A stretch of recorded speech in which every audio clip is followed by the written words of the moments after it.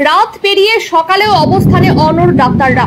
12 ঘন্টারও বেশি সময় ধরে লালবাজার থেকে কিছুটা দূরে বিবি গাঙ্গুলি স্ট্রিটে বসে আন্দোলন চালিয়ে যাচ্ছেন জুনিয়র চিকিৎসকরা। সোমবার বিকেল থেকে অবস্থান শুরু করেছেন।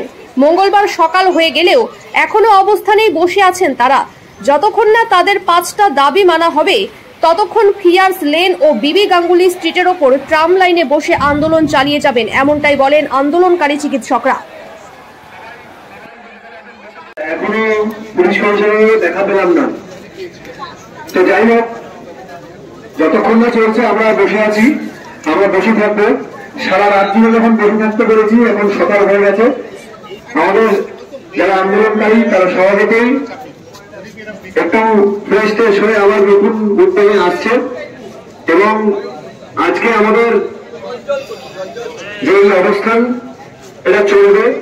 আমাদের যে দাবি সেটা না যতক্ষণ না মানা হচ্ছে ততক্ষণ আমাদের এই অবস্থান চলবে। এবং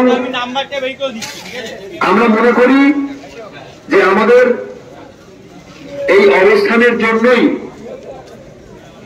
হয়তো আমরা যা যা দাবি রাখতে পেরেছি, এর আগে আমাদের আন্দোলনের যা যা দাবি ছিল সেটার জোরেই আমরা অনেক কটা ছোট ছোট জয় পেয়েছি।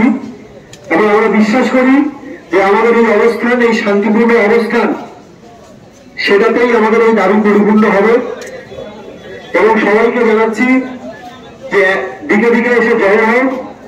এর আগে যে কটা আমাদের মিছিল হয়েছে সারা শহর জুড়ে, সেগুলো আমরা রোদ ঝড় বৃষ্টি কোনো কিছুরই মানিনি। আজকেও আমরা মানব না। আজকেও আমরা সবকিছুর ঊর্ধ্বে উঠে আমাদের আন্দোলন চালিয়ে যাব।